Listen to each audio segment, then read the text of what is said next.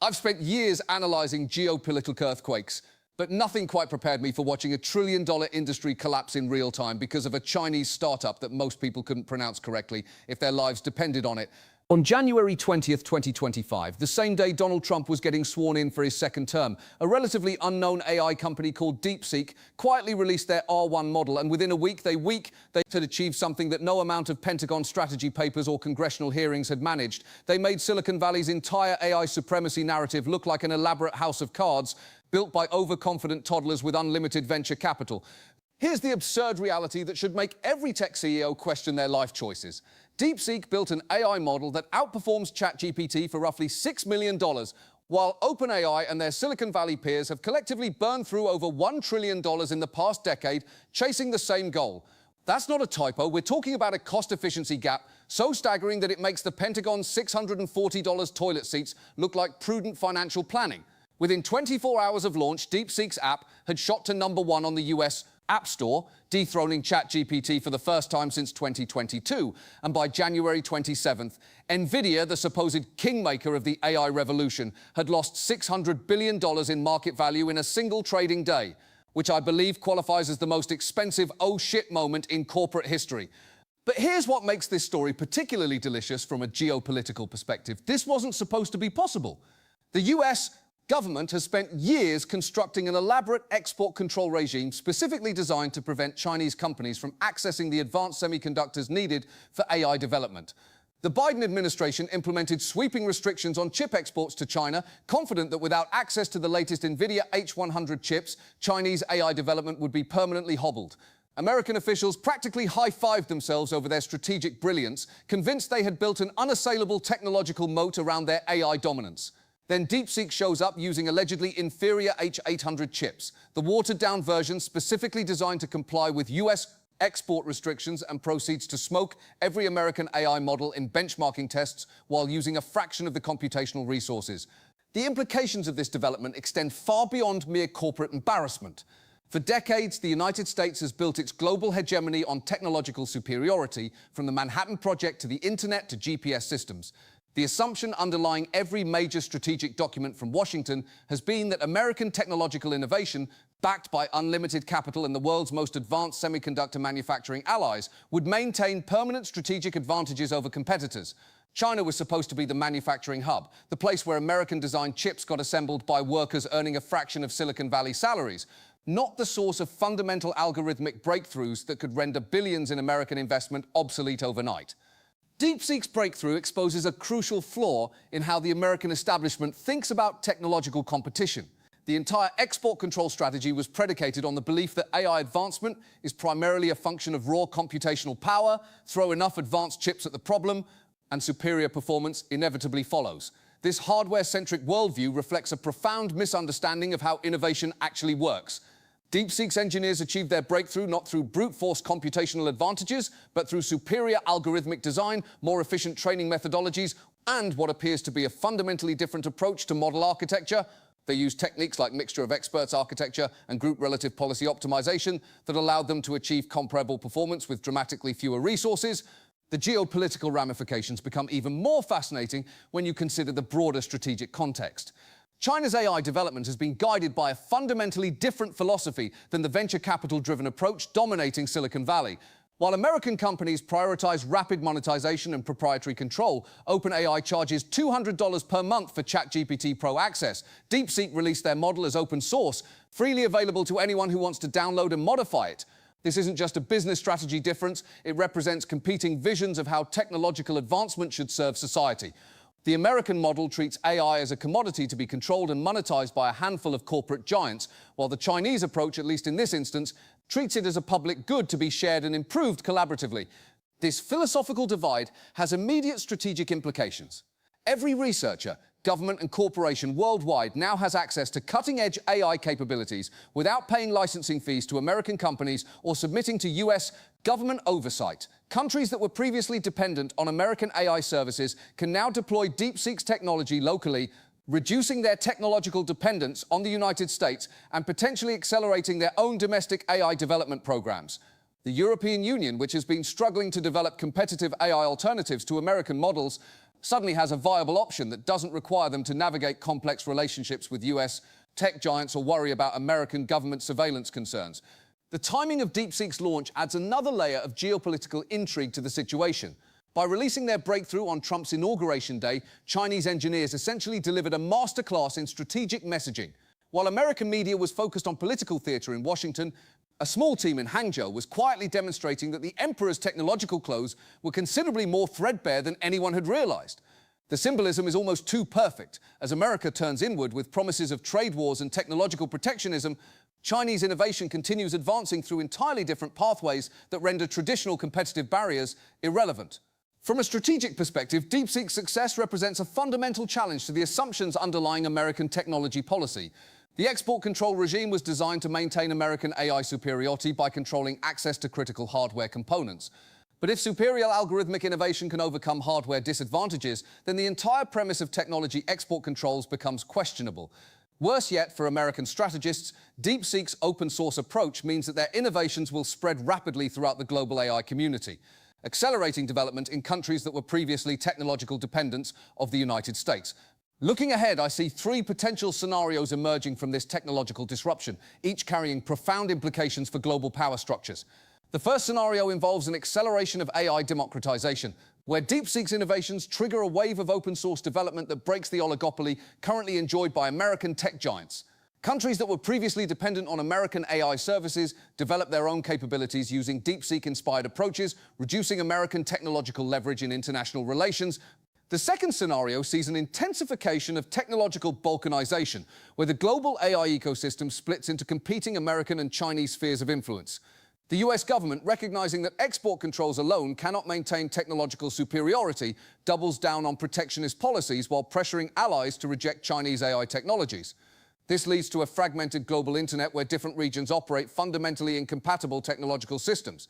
The third scenario involves a rapid shift in global technological dependence from US to Chinese platforms. If DeepSeek's innovations prove genuinely superior and continue advancing, governments and corporations worldwide may increasingly adopt Chinese AI systems, not because of political alignment, but simply because they work better and cost less.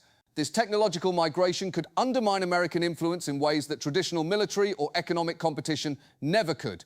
The broader lesson emerging from DeepSeek's breakthrough extends beyond artificial intelligence to the fundamental nature of great power competition in the 21st century. Traditional metrics of technological superiority, military spending, manufacturing capacity, or research investment may be less predictive of competitive outcomes than previously assumed. Innovation increasingly depends on algorithmic insights and systemic approaches to problem-solving rather than simple resource accumulation. This technological disruption highlights the limitations of economic statecraft in an era of rapid innovation. Export controls and sanctions assume that technological development follows predictable pathways controllable through resource restriction. But if superior innovation can overcome resource constraints, as DeepSeek has demonstrated, then these policy tools become significantly less effective. They may even create incentives for targeted countries to develop alternative approaches that ultimately prove superior to the original technologies they were denied access to. The corporate response to DeepSeek's emergence has been equally revealing about the psychological foundations of Silicon Valley's technological confidence. Sam Altman, OpenAI CEO, initially dismissed the breakthrough with tweets that essentially amounted to, "Our models are still better," before grudgingly acknowledging DeepSeek's achievements while emphasizing OpenAI's supposedly superior capabilities in undisclosed areas. This response pattern, initial denial followed by grudging acknowledgement mixed with claims of hidden advantages, is precisely what you'd expect from an industry that has spent years believing its own marketing materials about inevitable technological superiority. Meanwhile, Nvidia's CEO Jensen Huang found himself in the uncomfortable position of trying to explain to investors why a company using chips that his own company had deliberately handicapped for export to China was outperforming systems built with Nvidia's supposedly superior hardware. The spectacle of watching Huang attempt to spin DeepSeek's success as somehow validating Nvidia's technological prowess rather than undermining it provided a masterclass in corporate cognitive dissonance. The underlying message was unmistakable. If Chinese engineers can achieve breakthrough performance with deliberately crippled chips, what might they accomplish with access to cutting-edge hardware? The geopolitical implications extend beyond mere technological competition to fundamental questions about the nature of power in the 21st century. For decades, American strategists have operated under the assumption that technological advantages translate directly into geopolitical leverage.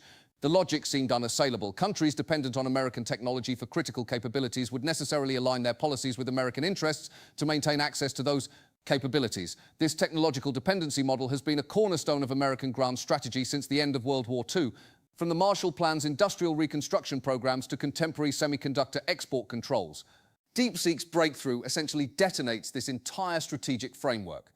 If Chinese companies can achieve technological parity or superiority using resources that American policymakers assumed would be inadequate, then the fundamental premise of technological dependency as a tool of statecraft becomes questionable. Countries that were previously compelled to accept American technological terms, and by extension, American policy preferences, suddenly have viable alternatives that come without political strings attached. The European Union, for instance, has spent years trying to balance its technological dependence on American companies with its desire for digital sovereignty. DeepSeek offers European policymakers something they've desperately wanted: world-class AI capabilities that don't require subordinating European digital infrastructure to American corporate or government oversight. The Chinese government's response to DeepSeek's success has been characteristically measured, but the strategic implications are unmistakable. Rather than loudly celebrating their technological breakthrough, Chinese officials have maintained a low profile while quietly incorporating DeepSeek's innovations into broader national AI development strategies.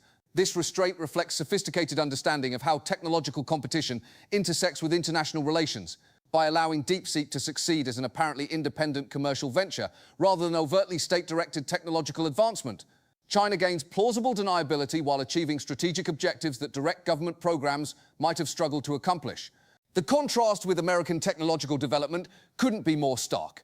Silicon Valley's AI programs are deeply integrated with US military and intelligence agencies, from OpenAI's Pentagon contracts to Google's military AI research.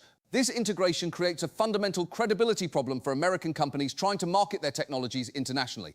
Foreign governments understand that adopting American AI systems means potentially granting US intelligence agencies access to their most sensitive data and decision-making processes. DeepSeek's open-source approach eliminates this concern entirely, allowing countries to deploy cutting-edge AI capabilities without worrying about hidden surveillance or control mechanisms. From an economic perspective, DeepSeek's cost-efficiency advantages threaten to reshape global AI markets in ways that could fundamentally alter technological power balances. If Chinese companies can deliver comparable AI capabilities at a fraction of American costs, the entire venture capital-driven development model dominating Silicon Valley becomes economically unsustainable. Countries previously excluded from cutting-edge AI due to cost constraints suddenly have access to world-class technologies, potentially accelerating development in regions that American strategists assumed would remain technologically dependent for decades. Looking toward the longer term, DeepSeek's remarkable success may signal the beginning of a fundamental shift in how technological innovation occurs globally. The Silicon Valley model, massive venture capital investments, proprietary development, and aggressive monetization, assumes that innovation requires enormous financial resources and exclusive control over technological advances. But DeepSeek demonstrates that breakthrough innovations can emerge from much smaller investments when guided by superior theoretical understanding and engineering execution. This efficiency advantage isn't limited to artificial intelligence alone. Chinese companies are applying similar innovative approaches to renewable energy, transportation, biotechnology, and other advanced sectors, consistently achieving competitive results with dramatically lower resource investments than their American counterparts. If this pattern continues systematically, the fundamental assumptions underlying American technological strategy, that superior financial resources guarantee superior technological outcomes, may prove systematically flawed. The final irony of the DeepSeek revolution is how it exposes the gap between American technological mythology and reality. For years, Silicon Valley has marketed itself as the global center of innovation, the irreplaceable source of technological breakthroughs that would maintain American strategic advantages indefinitely. This narrative has been so pervasive that it shaped government policy, investment strategies, and international relations. But DeepSeek's success suggests that innovation is more geographically distributed and less controllable than American leaders assumed. The most significant AI breakthrough of 2025 emerged from a small Chinese startup that most Western observers had never heard of before. Using resources that would constitute a mere rounding error in most Silicon Valley budgets, as I write this analysis, the global AI landscape continues evolving at breathtaking speed, with new developments emerging almost daily that further challenge established assumptions about technological competition. What seems certain is that the comfortable certainties that have guided American technology policy for decades are no longer adequate for navigating this new reality. The age of unquestioned American technological supremacy may be ending, not with dramatic military confrontations or massive economic disruptions, but with quietly algorithmic innovations that render previous advantages obsolete. In the end, that may be the most profound geopolitical shift of all, the realization that in our increasingly interconnected world, technological dominance is far more fragile and more transferable than all of us ever imagined.